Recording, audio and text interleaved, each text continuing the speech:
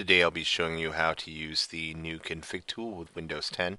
Download the package from the link that we've sent you, unpack it, and open it up to run the installer. Right click to run as administrator. Select yes. Change the language to English unless you prefer reading everything in Chinese. Select next. I agree. Install. Now we'll wait just a couple moments for this software to load.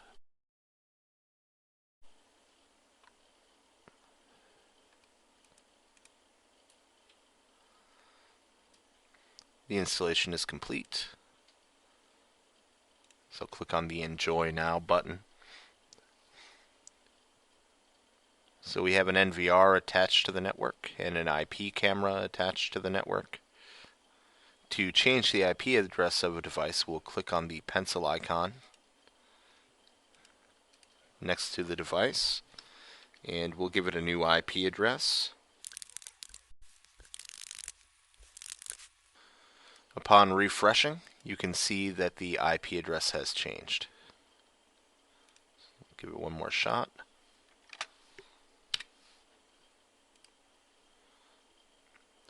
The check mark indicates that it has changed the IP address. And there we go. Thanks for watching.